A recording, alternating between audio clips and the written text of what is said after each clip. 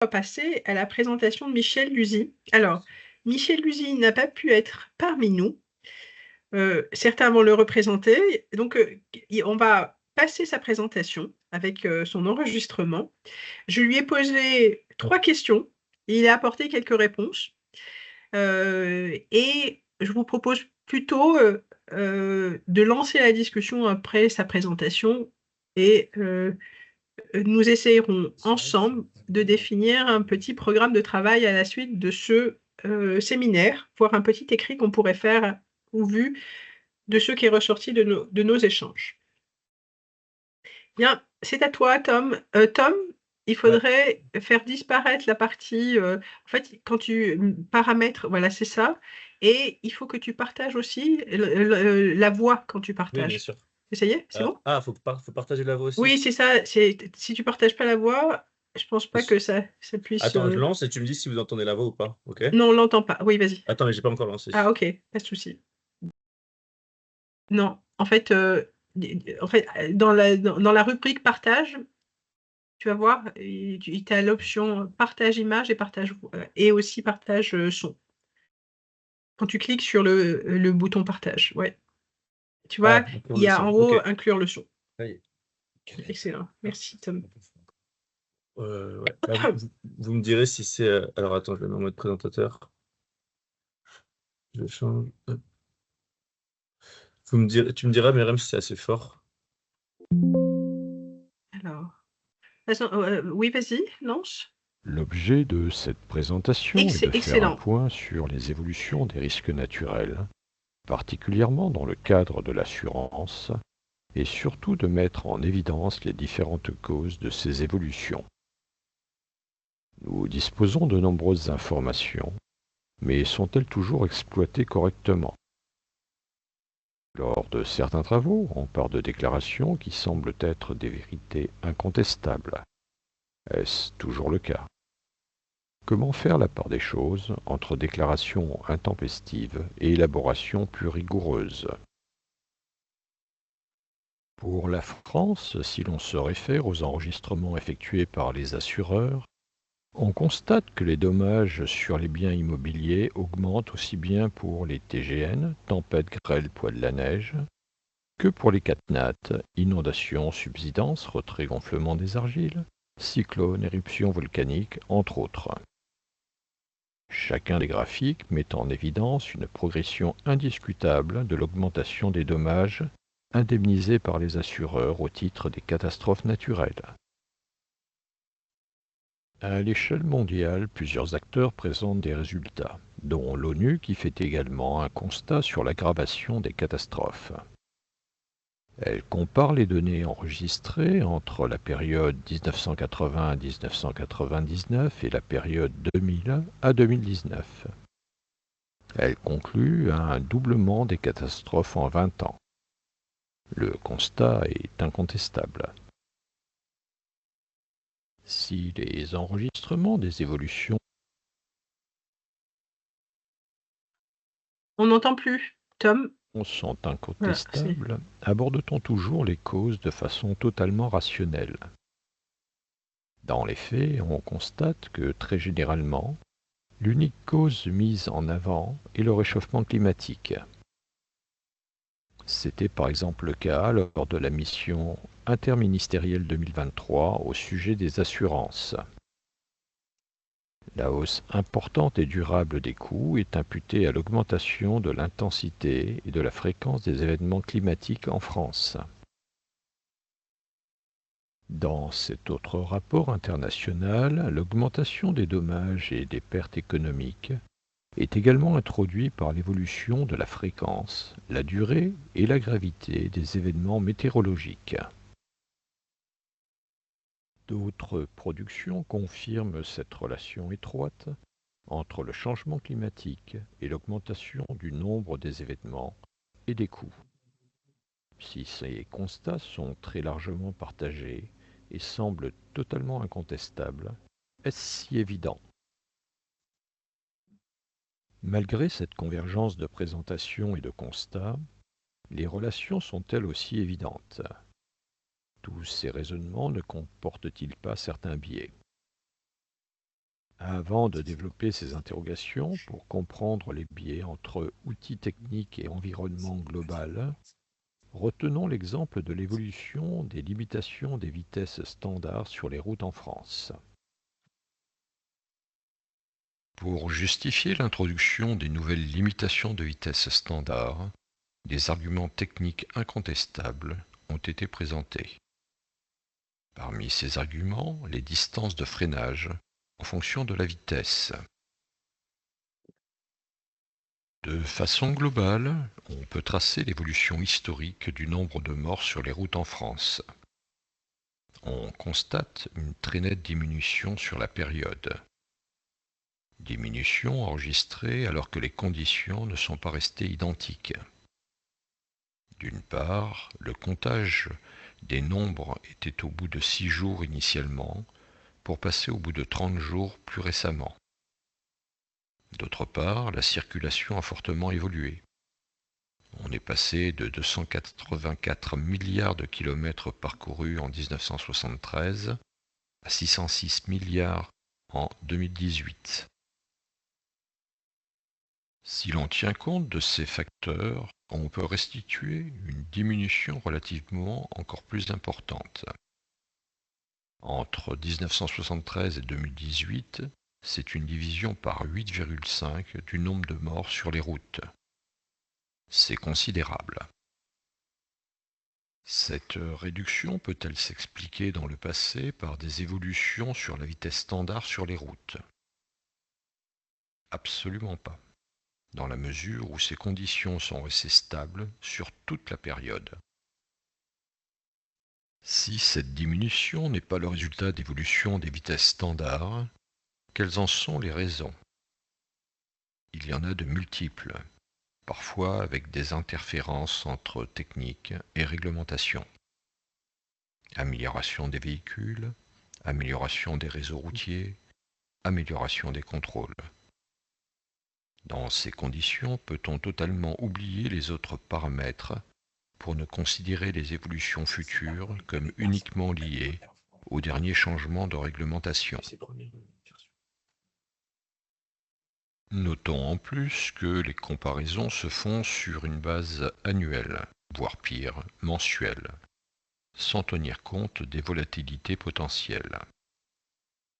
Par exemple, si l'on enregistre une tendance régulière à la baisse, on observe une certaine volatilité annuelle. Tous les points des observations ne sont pas sur la droite de la tendance. Ce type de pratique constitue donc une accumulation d'erreurs d'utilisation de données statistiques. Il ne s'agit pas de contester la nouvelle réglementation, mais de mettre en évidence comment certaines données sont exploitées et les erreurs commises. Cet exemple, très caricatural, permet de mettre en évidence des erreurs très fréquentes d'interprétation statistique. Alors que les résultats de certains phénomènes complexes dépendent d'une multitude de facteurs, l'attribution des résultats à un seul facteur. La confusion entre divers types de paramètres, ici particulièrement entre tendance et volatilité.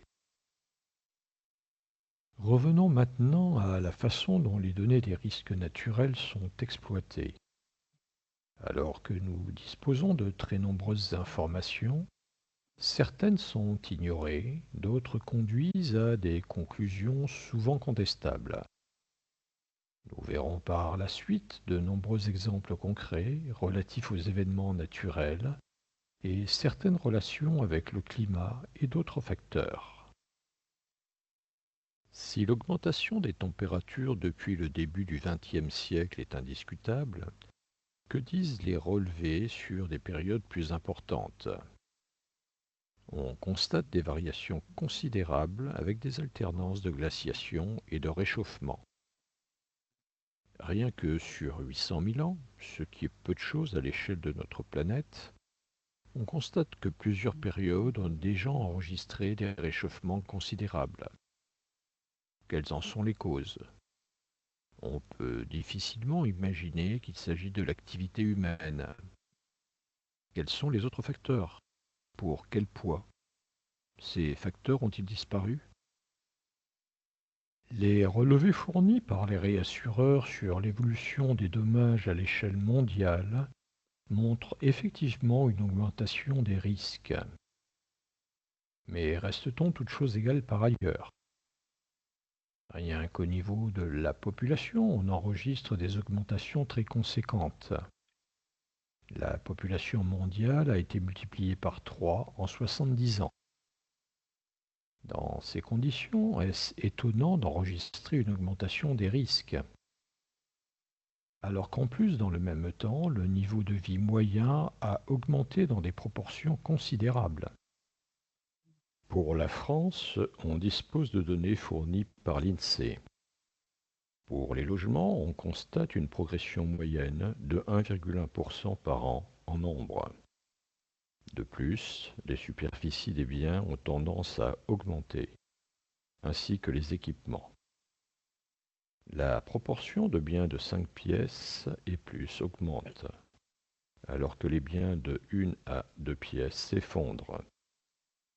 En ce qui concerne les équipements, nous constatons également de fortes évolutions, surtout sur certains équipements qui n'existent que récemment. Une statistique sur une période plus longue mettrait encore plus en évidence cette évolution. Cela est-il neutre sur les constats de l'évolution des risques? Par ailleurs, toujours pour la France, on sait que le taux de pénétration de l'assurance est un facteur d'augmentation des dommages indemnisés. Par exemple, la garantie tempête n'est obligatoire que depuis juillet 1990, suite aux événements du début de l'année. Une étude menée par la FFSA, France Assureur aujourd'hui, relevait des taux d'intégration de la garantie tempête dans les contrats avant cette date. On constate que les taux de couverture étaient sensiblement inférieurs au début des années 80 et jusqu'en 1991. Par ailleurs, les garanties grêle et poids de la neige n'étant pas obligatoires, il n'est pas évident que tous les contrats soient couverts pour ces aléas et que la progression ait été homogène sur toute la période. Ce facteur est-il neutre sur les constats d'augmentation des sinistres indemnisés? Au niveau mondial, beaucoup de rapports, dont celui de l'ONU, se basent sur la production de certains organismes dont les structures et conditions de travail ont évolué dans le temps. S'il est évident que ces statistiques mettent en évidence une évolution considérable des catastrophes enregistrées, ces données sont-elles totalement comparables? On imagine que toutes les périodes ne bénéficient pas des mêmes conditions d'enregistrement. Avant la mise en place du premier organisme, on doit considérer que nous sommes dans une période de grande ignorance. Beaucoup de phénomènes survenus n'ont pas fait l'objet d'enregistrements centralisés. Ensuite, entre 1965 et 2000, nous observons une augmentation significative des enregistrements. Mais ici encore, difficile de faire la part des choses entre augmentation du nombre des événements et amélioration des enregistrements. Il est possible que les événements aient augmenté, mais les moyens techniques pour les connaître aussi. Combien de satellites météorologiques au début de la période? Quelles informations fournies par certains pays assez fermés à la communication? On le voit encore actuellement sur le suivi de la Covid-19. Les remontées sont loin d'être homogènes à l'échelle mondiale. Depuis 2000, alors que l'on se trouve dans une situation technique plus homogène, on constate une tendance nette à la diminution. Dans ces conditions, peut-on exploiter ces informations pour en tirer des conclusions généralement propagées, y compris par des organismes officiels? Ces premières présentations permettent certains constats. S'il est naturel d'étudier les relations entre réchauffement climatique et impact sur l'augmentation des risques, peut-on ignorer les autres facteurs pour tirer des conclusions? À minima, ne doit-on pas prendre en compte des facteurs comme l'évolution du nombre des risques, l'augmentation des valeurs des risques individuels, pas seulement en termes d'inflation, l'augmentation de la complexité des risques, les taux de pénétration de l'assurance de certaines garanties. Par ailleurs, est-il raisonnable de considérer que les enregistrements historiques sont de qualité identique à celle des enregistrements actuels, alors que nous avons toutes les raisons de considérer qu'il n'en est rien? Si l'on se concentre en France sur les données produites par l'assurance, on distingue deux grandes catégories de garanties. Les garanties TGN, dont la garantie tempête est obligatoire pour les risques assurés en incendie. Les garanties relatives au régime des catastrophes naturelles, dont principalement aujourd'hui l'inondation, la subsidence RGA, les cyclones. Notons qu'initialement, la subsidence et les cyclones n'étaient pas pris en charge par ce régime. Avant 2000, les cyclones étaient considérés comme des tempêtes. Quel constat peut-on faire sur l'évolution de la sinistralité? Pour les TGN, nous disposons de rapports annuels relativement riches sur les cotisations et les dommages indemnisés. Si ces rapports ne permettent pas de disposer de toutes les données utiles, ils constituent une référence de premier ordre pour mesurer l'évolution des indemnisations. En particulier, ces rapports permettent de disposer des indemnisations en euros courants et des indemnisations tenant compte d'un indice de coût, inflation.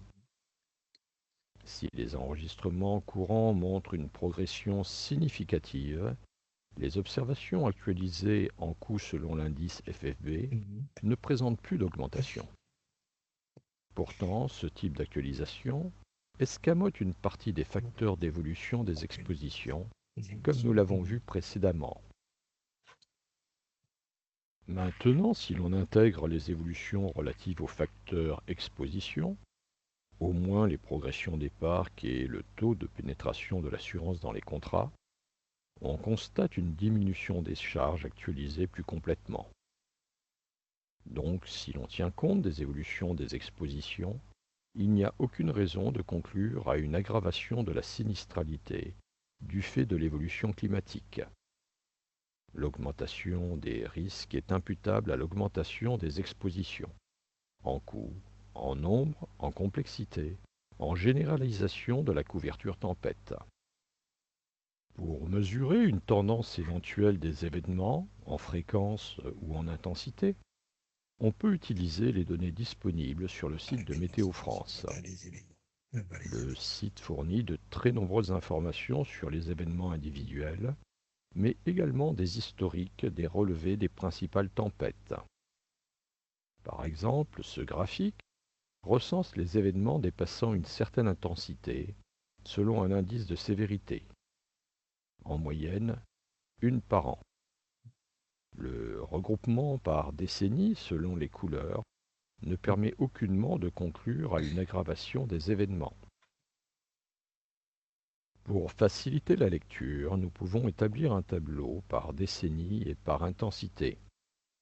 Sur chaque ligne, nous observons des séries qui présentent des tendances négatives. Ces constats confirment ceux sur les données provenant de l'industrie de l'assurance, lorsque certains facteurs sont pris en considération. Alors pourquoi systématiquement partir de déclarations inverses? On peut aussi utiliser les travaux d'historiens. Ici, les relevés portent sur de longues périodes, au moins 300 ans pour la période la plus dense. Si les restitutions ne sont pas de même nature et sont plus grossières, elles permettent néanmoins de mettre en évidence une très forte volatilité des fréquences des événements les plus intenses. Même des périodes de 50 ans ne permettent pas d'observer une régularité des enregistrements. Bien sûr, chaque comparaison d'une série de 50 ans à la suivante permet de dégager une tendance. Mais a-t-elle du sens? Dans ces conditions, que valent les conclusions échafaudées sur des périodes beaucoup plus courtes? Alors que toutes les sources techniques convergent pour démontrer que l'aggravation des risques provient uniquement de l'augmentation des expositions, comment expliquer toutes ces déclarations sur l'augmentation des risques du fait du réchauffement climatique? Pour ce qui concerne les tempêtes en France et plus généralement les TGN, il n'en est rien.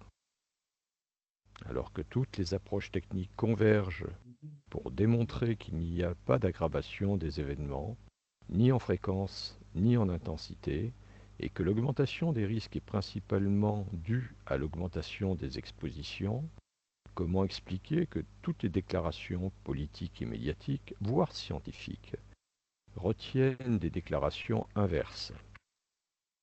Pourquoi accuse-t-on le réchauffement climatique de cette aggravation? Pourquoi passe-t-on sous silence l'augmentation des expositions, ou du moins une grande partie de cette augmentation? Bien sûr, il est assez naturel d'accuser le climat pour un aléa fortement lié aux conditions climatiques, mais reste-t-on rigoureux dans la démarche visant à comprendre les relations de cause à effet?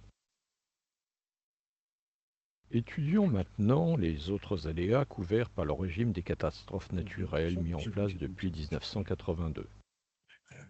Notons les spécificités de ce régime. D'une part, tous les aléas n'ont pas été couverts de la même façon sur toute la période. La subsidence, ou RGA, n'a été prise en charge que depuis 1989. Les cyclones que depuis 2000. Ensuite, la procédure d'indemnisation dépend d'un processus politico-administratif assez lourd qui peut créer quelques distorsions de sort entre événements et entre victimes.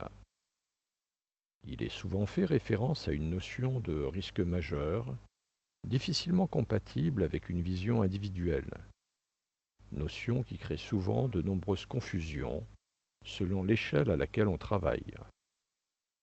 Malgré ces difficultés, exploitons les données disponibles. Examinons les données restituées par les assureurs et la CCR. Nous disposons des données brutes en euros courants et des données actualisées selon un simple indice de coût, indice FFB. Le graphique de gauche met en évidence une augmentation considérable de l'aggravation de la sinistralité. Le graphique de droite réduit sensiblement la tendance de l'augmentation et met également en lumière une certaine volatilité des résultats, avec des effets relativement cycliques d'années fortement sinistrées et d'autres moins. Mais du fait des évolutions des expositions, cette actualisation est-elle suffisante pour mesurer une tendance? En tenant compte en plus de l'actualisation en coût, d'une actualisation en nombre de risques exposés, on conserve une tendance mais nettement moins importante. Notons que cette actualisation ne tient pas compte des introductions différées de la subsidence et des cyclones, qui marquent les années les plus élevées, 2003, 2017, 2022. Elle ne tient pas compte non plus des évolutions d'acceptation des indemnisations par les processus politico-administratifs. Ce dernier point est assez complexe à suivre et à mesurer précisément, mais la tendance est bien à plus de flexibilité sous les pressions politiques et sociétales.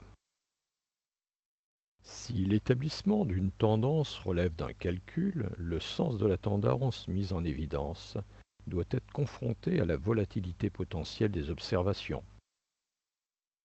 Dans notre cas, par le passé assez lointain, nous avons déjà observé des événements nettement plus dommageables que ceux des dernières années. Une crue de la Seine, type 1910, est évaluée à plus de 15 milliards pour l'assurance. Les crues survenues sur les fleuves français au XIXe siècle à plus de 5 milliards chacun. Un tremblement de terre dans la région de Nice, potentiellement à plus de 10 milliards. En fait, les observations des 40 dernières années bien que douloureuse pour les victimes et coûteuse pour les finances personnelles et collectives, reste relativement marginale par rapport au coût que pourrait générer un véritable événement majeur. Les états fournis par les assureurs et la CCR permettent de disposer de la liste des principaux événements indemnisés au titre du régime CatNat depuis 1990. On constate que les principales causes sont l'inondation et la subsidence. Pour mettre en évidence une tendance du fait de la complexité des aléas et des territoires, il semble préférable d'étudier séparément les conséquences des divers aléas. Étant limité par le temps, dans une telle présentation, je n'aborderai que les inondations et la subsidence, qui sont à l'origine des événements les plus fréquents. Si la liste présente les événements, notons que les données relatives à la subsidence correspondent au cumul de l'année, toutes les dates sur tout le territoire. Il ne s'agit pas d'événements individuels, contrairement aux relevés sur les autres aléas. Ce graphique permet de mesurer les évolutions temporelles des événements les plus importants. Le rapport CCR libre d'accès fournit de très nombreuses informations sur les indemnisations et les conditions d'assurance du régime CatNat. En particulier pour la partie hors sécheresse, il présente un histogramme des nombres des événements enregistrés selon une classification des intensités. Quelle conclusion peut-on tirer d'un tel graphique? Nous enregistrons au moins un événement chaque année. Par contre, certaines années enregistrent 13 événements. Il ne semble pas conduire à un constat d'aggravation. Si l'on étudie les événements et indépendamment de la gravité, nous enregistrons une moyenne de 3,5 événements par an. Seulement 2 années enregistrent plus de 10 événements, 1993 et 2016. Une tendance négative, malgré l'introduction des cyclones seulement depuis 2000. Si l'on se concentre sur les gravités les plus fortes, fortes et très fortes, les résultats sont encore plus volatiles. Une moyenne de 0,76 événements par an, et toujours une tendance négative. Ici encore, nous constatons une très forte volatilité des résultats annuels. Dans ces conditions, comment conclure à une aggravation de la sinistralité? L'histogramme suivant présente les coûts avec 2 difficultés. En 2017, la charge est consécutive au cyclone Irma, alors que les années antérieures à 2000 ne couvraient pas cet aléa. En ce qui concerne l'actualisation, elle ne prend en compte que l'inflation en coûts, mais ne tient pas compte de l'évolution des expositions. Après des corrections pour présenter les résultats de façon plus homogène, est-il raisonnable de déclarer une tendance? Pour la partie inondation seulement, il existe plusieurs rapports, mais les restitutions changent et ne permettent pas toujours de poursuivre les séries. Le rapport de France Assureur permet néanmoins de disposer d'un histogramme sur le nombre de communes sinistrées en inondation. Ce graphique présente-t-il une tendance à la hausse? Ce qui frappe surtout, c'est la très grande volatilité des observations annuelles, et tout cela reste encore une fois marginal si l'on intègre les sinistres majeurs tels que les principales crues observées au XIXe siècle et au début du XXe, comme la crue de la Seine en 1910. Étudions maintenant les données relatives à la subsidence. Contrairement au cas général pour les événements naturels, les dommages ne relèvent pas d'un phénomène ponctuel limité dans le temps. Alors que dans le cas général, pour chaque événement, nous disposons d'une date de début de l'événement et d'une durée relativement courte, quelques jours, voire d'un territoire limité, ce n'est pas le cas pour les sinistres relatifs à la subsidence. Ces derniers sont consécutifs à des phénomènes qui s'étalent sur plusieurs mois, avec des dates de démarrage incertaines, divers territoires touchés, à des périodes différentes. Du coup, pour ces sinistres, nous observons un développement significatif des dommages indemnisés en fonction de la date de déclaration. Pour la partie subsidence, si l'on se base sur les dommages déclarés par les victimes et validés par le processus politico-administratif, on constate une aggravation régulière de la sinistralité dans le temps pour une même survenance. À la fin de la première année, les charges sont nulles, puis elles progressent fortement pendant 4 à 5 ans avant de se stabiliser. Pour être comptabilisés en CatNat, les dossiers présentés par les victimes doivent suivre un processus long et complexe. Certaines reconnaissances mettent plusieurs années avant d'aboutir, 8 ans pour les plus longues. Du coup, surtout sur ce type d'aléa, nous constatons qu'il faut au moins 5 ans pour disposer de données relativement stabilisées. Nous sommes ici dans une configuration très différente des autres aléas. Pour anticiper ces développements, la CCR enregistre des provisions pour tenter de comptabiliser au plus tôt les charges définitives. Ce type d'exercice est classique en assurance, mais les estimations restent toujours délicates, surtout comme c'est le cas ici, lorsque les charges dossiers sont insignifiantes par rapport aux charges définitives. On constate, surtout pour les exercices les plus récents, que les charges CCR reposent essentiellement sur les appréciations de la CCR. Pour examiner les tendances, on peut retenir les enregistrements CCR en valeur courante et appliquer une actualisation tenant compte de coûts et de la progression des parcs. Si l'on note bien une tendance à la hausse des charges relatives à ce type de sinistre, la pente reste excessivement sensible aux années retenues. Par ailleurs, les années ne s'ajustent pas toutes selon cette pente. Nous notons une très forte volatilité des charges annuelles. De plus, est-on certain que les conditions de déclaration et d'acceptation des dossiers ont été identiques sur toute la période?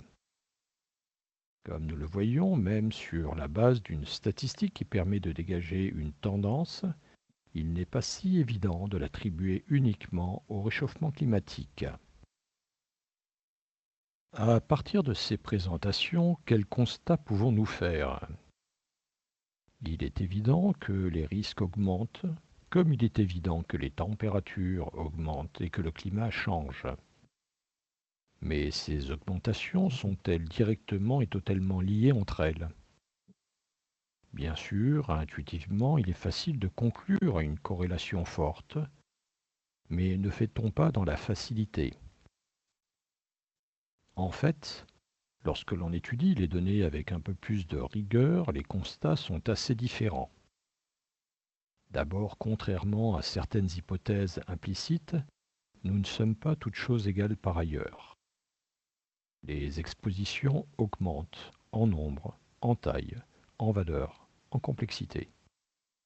Dans certains cas, des mesures de protection et de prévention sont prises, avec plus ou moins d'effets plus ou moins facilement mesurables. Les intégrations des dommages évoluent sous les pressions politiques, sociétales, médiatiques. N'est-il pas alors dommage et dommageable que la Libye réchauffement climatique minore ou fasse totalement oublier la prise en considération des autres facteurs? Si nous voulons trouver les bonnes solutions, ne faut-il pas faire les bons diagnostics? Alors que les études traitent régulièrement de sujets relativement limités, ne devrait-on pas imaginer une approche globalement cohérente? À améliorer notre connaissance sur les aléas. En fait, ces facteurs du risque sont incontournables. Mais plutôt que de se limiter à les aborder comme des anomalies, ne faut-il pas les considérer comme une suite logique de la vie de notre planète?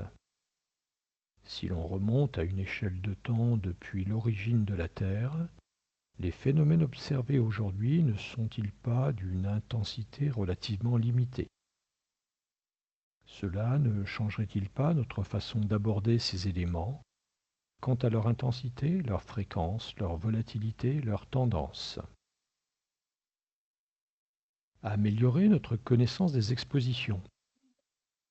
C'est un autre facteur incontournable de la mesure des risques. Quelles sont les évolutions des risques en nombre, en importance, en fragilité relative aux divers aléas, en plus grande concentration dans des zones plus risquées? Quelles concessions sont faites pour des raisons économiques ou autres? Meilleure connaissance des moyens techniques de protection et de prévention.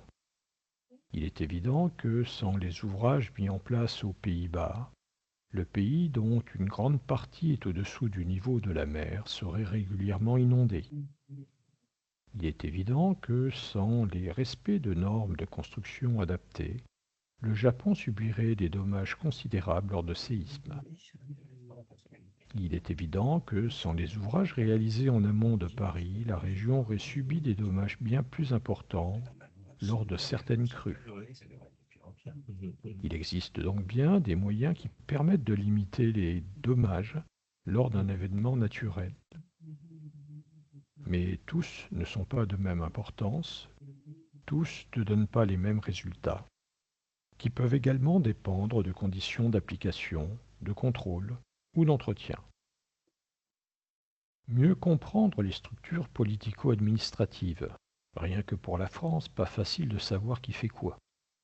Les responsabilités, aussi bien politiques, administratives qu'économiques, que d'informations, sont réparties entre une multitude d'acteurs dont personne ne maîtrise l'ensemble. Ne faudrait-il pas aborder l'ensemble de ces facteurs, au moins pour avoir une approche globale? Bien sûr, ce n'est pas simple, compte tenu de la complexité de chaque partie. Mais ne serait-ce pas utile?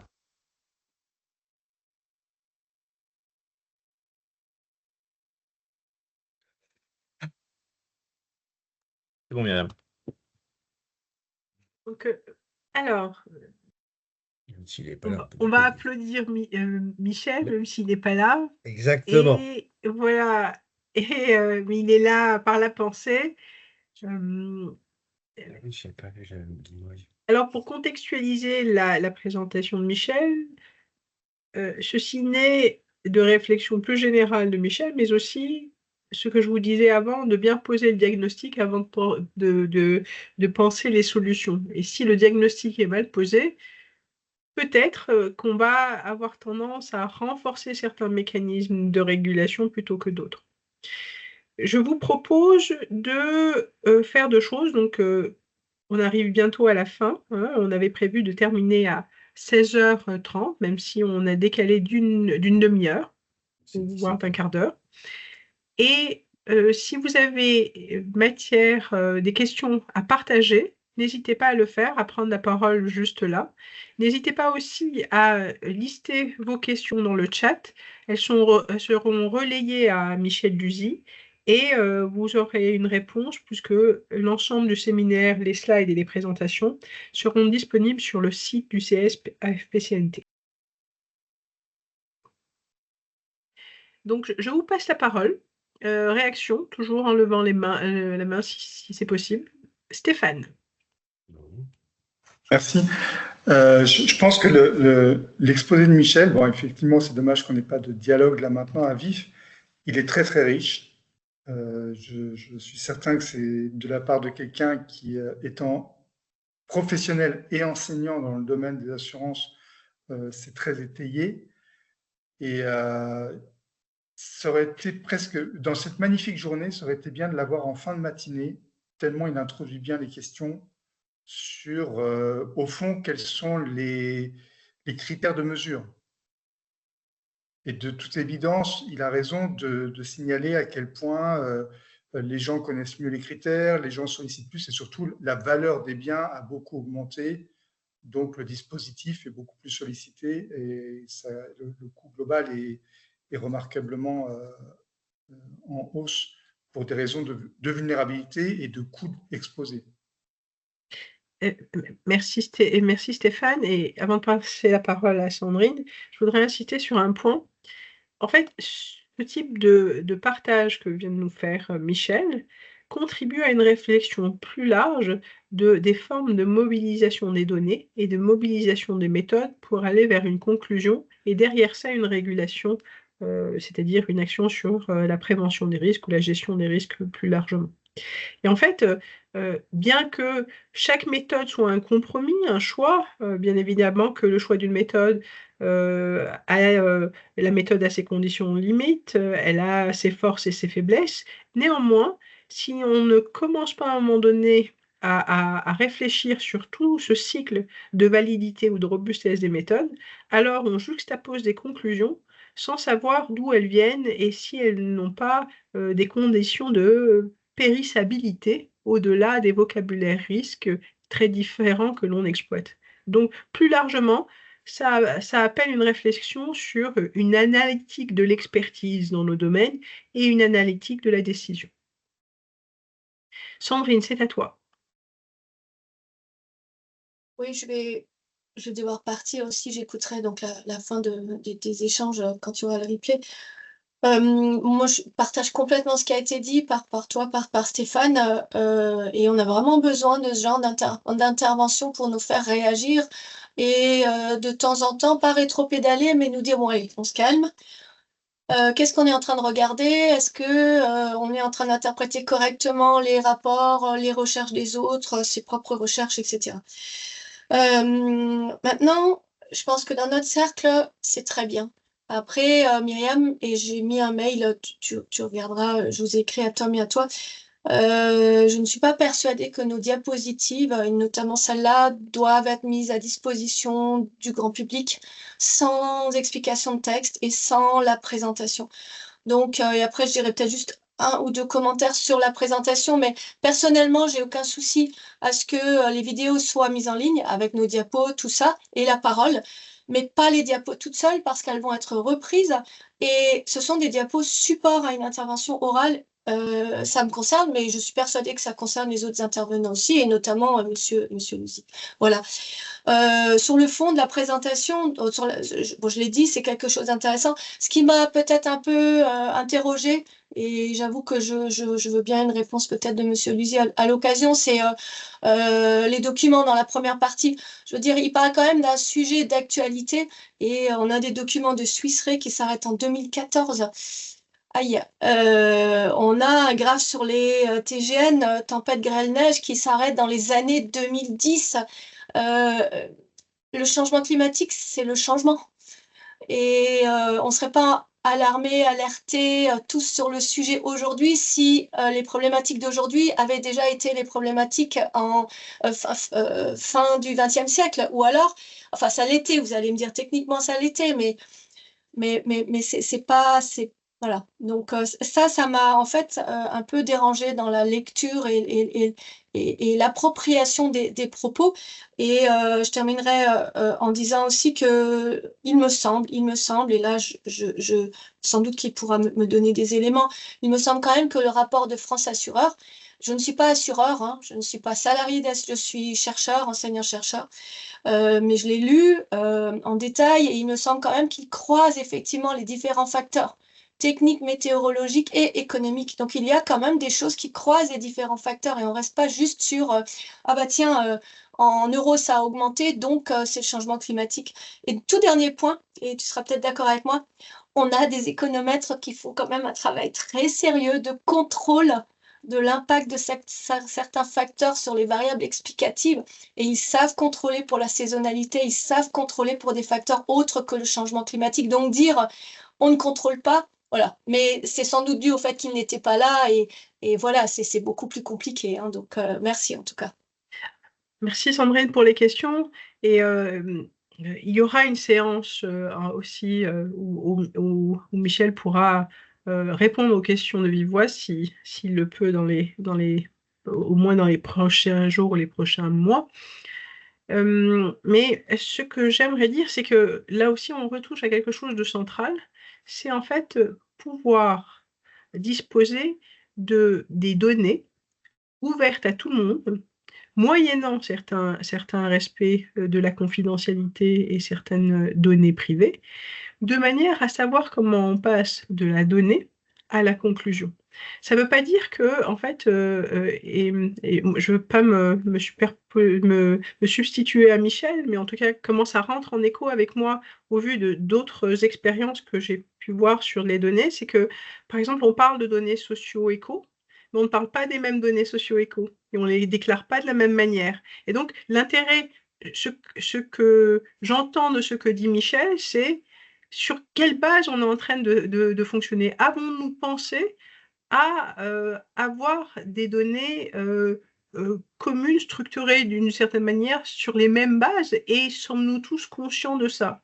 Et c'est, je pense, plus ça le message sous-jacent, parce que après ça a des incidences, et quand ça arrive entre d'autres mains, ça peut être lu d'une certaine manière, comme tu le signalais d'ailleurs sur la présentation, où effectivement ça sera les enregistrements, donc il y aura la voix et non pas uniquement les slides.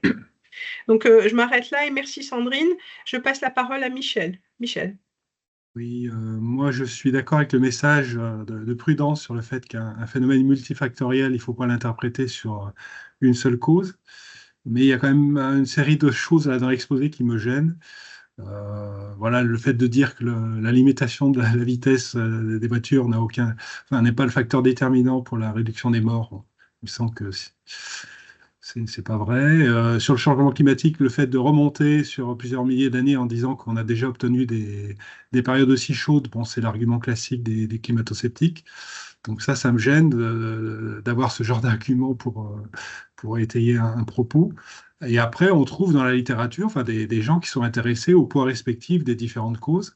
Dans le rapport de la CCR, ils ont étudié le poids de l'augmentation des enjeux et puis le poids du changement climatique. Mais c'est vrai qu'après, les gens ont tendance à simplifier et à ne parler que du changement climatique. Mais dans le rapport CCR, il y a un paradoxe où ils montrent que les dommages devraient diminuer si l'intensité de la température augmente pour les inondations. Mais ils ne commentent absolument pas ce résultat. Donc pour dire que les choses ne sont pas si simples qu'on le fait en général, mais je trouve qu'il y a certaines maladresses là dans l'exposé quand même. En fait, et merci Michel, et là aussi je ne veux pas me substituer à Michel, il le fera, il le fera par lui-même, mais de ce que je connais de Michel, sa réflexion est plutôt sur comment on fait dire à des données dont on pourrait dire beaucoup de choses, des choses qui ont l'air d'avoir tendance à être plus simples. Et quel que soit le paradigme, l'idéologie derrière, et je ne pense pas qu'il soit climato-sceptique, Michel. Mais voilà, je ne pense pas, j'en suis sûre, ceux qui le connaissent pourront le dire, mais c'est en fait comment, pour des raisons certainement des fois louables, on accentue certaines caractéristiques de conclusion d'études au lieu de les contextualiser. Peut-être pour justement faire passer un message plus clair. Néanmoins, ça peut des fois crisper dans les entournures. Donc, mais là aussi, rappelez-vous, je pense que le mieux, c'est que Michel soit là et que vous puissiez effectivement lancer une discussion directement avec lui. Si l'un d'entre vous veut encore réagir, sinon, je voudrais... Fabrice, tu veux réagir? Non? Oui. Je vais voir... oui. Oui. Moi, je vous trouve assez sévère. Pardon d'être partie prenante. Je connais Michel Louzy depuis 15 ans. Je sais tous les travaux monstrueux qu'il a fait, notamment sur les tempêtes, il y a déjà quelques années, qui ont été publiés dans des très bonnes revues actuarielles. Je peux qu'être à l'écho de ce que dit Myriam. Alors peut-être que parfois sur la forme, il y aurait des choses à dire. Moi, j'ai pas trouvé ça d'ailleurs si violent, mais là, je suis dont acte pour ce que vous racontez. Mais pour l'essentiel, si on va à l'essentiel, Michel, il vous dit tout mettre sur le climatique. Et ça, alors après, c'est incontestable. Je veux dire, les éléments qui montrent en avant font que le climatique n'est pas, et de très très loin, le seul élément. Bon, d'ailleurs, si le climatique est le seul élément, c'est ça. Je pensais à ça pour les tempêtes.